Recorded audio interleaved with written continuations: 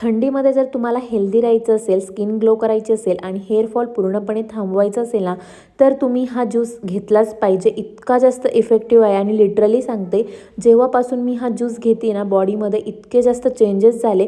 खरंच खूप जास्त इफेक्टिव्ह आहे, कारण ना आवळ्याने आपल्या केसांची हेल्थ सुधारते, म्हणजे हेअरफॉल पूर्णपणे थांबतो. तर ना इथे मी भरपूर असा आवळा घेतला आहे, छान तो धुवून ना कट करून घेतला. त्याच्यानंतर इथे मी बीट घेतलं आहे. बीटाने आपलं हिमोग्लोबिनचा पण प्रॉब्लेम सॉल्व्ह होतो. आणि त्याच्यानंतर इथे गाजर घेतलं आहे. तिन्हींचं पण छान असं मिश्रण करून बारीक करून घेतलं. त्याच्यानंतर चाळणीने ते गाळून घेतलं आणि गाळून घेतल्यानंतर ना हा ज्यूस छान असा आईस क्यूबमध्ये सेट करायला ठेवून दिला.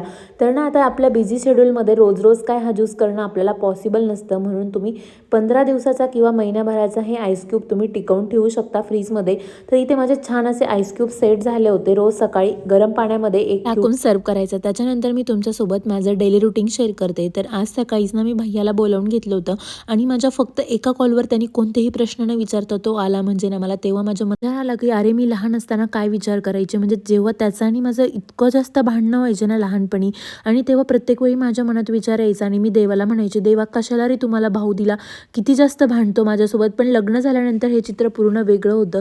आणि आत्ता ना म्हणजे कोणताही प्रॉब्लेम असो तेव्हा माझा पहिला फोन ना त्याला असतो. म्हणजे काही असो, आनंदाची गोष्ट सांगायची असो, काही असो, पहिला कॉल त्याला करत असते. प्रत्येक बहिणीच्या जीवनात खंबीरपणे साथ देणारा भाऊ नक्कीच पाहिजे. त्याच्याबद्दल तुमचं काय मत आहे नक्की सांगा. Thanks for watching and bye. Follow me.